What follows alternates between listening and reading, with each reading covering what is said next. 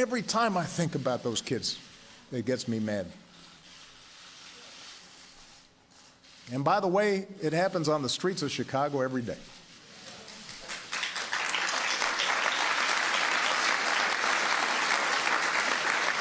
So, we cannot simply turn away and dismiss those in peaceful protest as troublemakers or paranoid.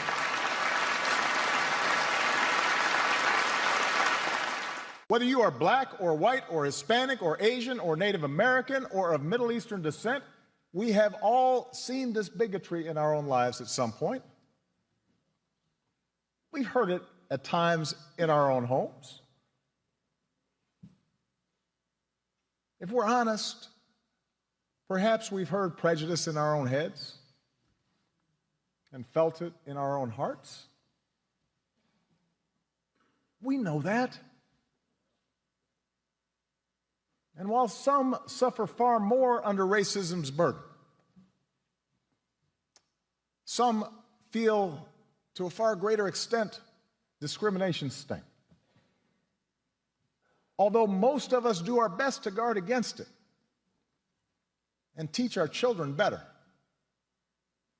none of us is entirely innocent. No institution is entirely immune. And that includes our police departments. We know this. And so when African Americans from all walks of life, from different communities across the country, voice a growing despair over what they perceive to be unequal treatment, when study after study shows that whites and people of color experience the criminal justice system differently, so that if you're black, you're more likely to be pulled over or searched or arrested, more likely to get longer sentences, more likely to get the death penalty for the same crime.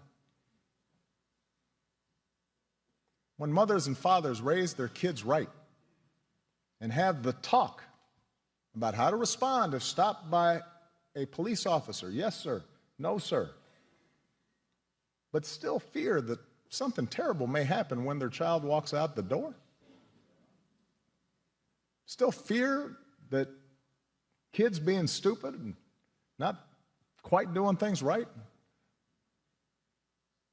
might end in tragedy. When all this takes place more than 50 years after the passage of the Civil Rights Act, we cannot simply turn away and dismiss those in peaceful protest as troublemakers or paranoid